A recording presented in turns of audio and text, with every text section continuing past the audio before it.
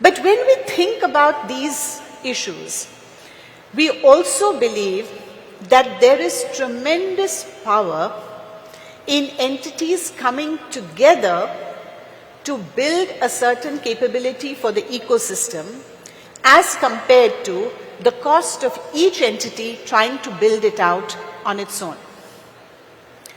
Not only that, we find that in certain cases, it is simply not possible for an individual entity to actually create what it needs to on a standalone basis. Let me illustrate with a simple example. Over lunch, we were having discussion about cybersecurity, and I said that, at SEBI, we have a somewhat non-classical approach to cybersecurity. What does that mean? It means that we are very cognizant of the fact that it's very easy for us to write a piece of regulation.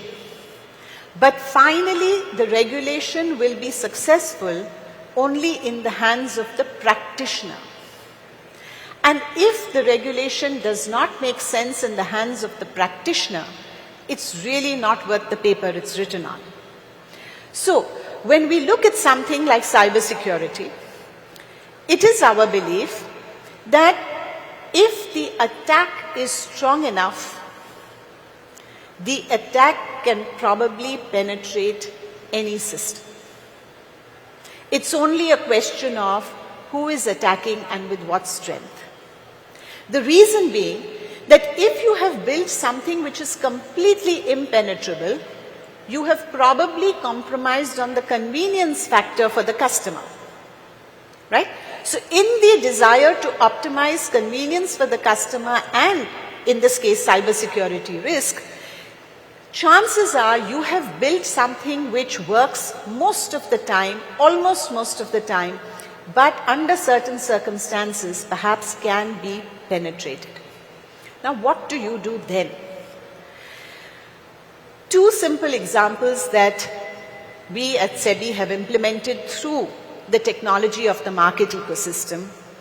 The first is at the clearing corporation level, which broadly people appreciate and understand as at the exchange level, where the exchanges and clearing corporations have implemented something that we loosely refer to as the SaaS model. What it means is that if one exchange, God forbid, goes down, the clearing corporation goes down, God forbid, still trading will continue. Why?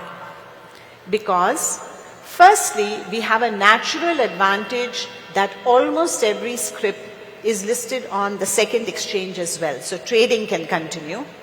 But the problem historically always was that settlement cannot happen at the second clearing corporation, and the interoperability that we needed would not come into play if one system was completely down.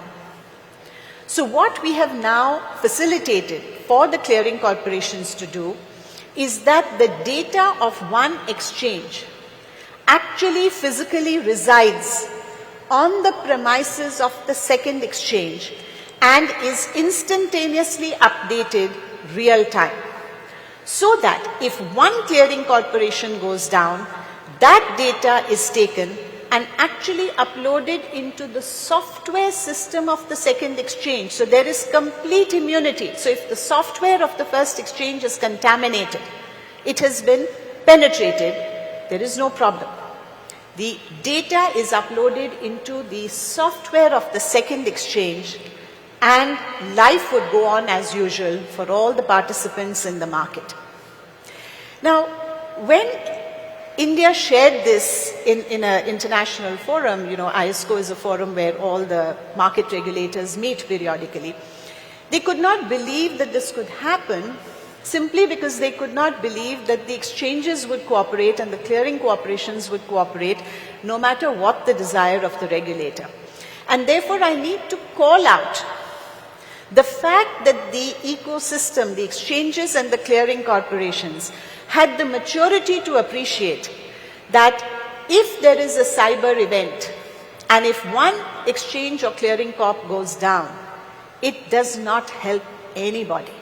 And the fact that we actually have a cooperative system where they work together for one clearing corp to be the backstop for the other is actually just good for the ecosystem as a whole, good for the Indian stock market as a whole, good for the country, and individual competition and egos simply have no place when you're looking at saying that our first and principal responsibility is to make sure that the markets do not stop.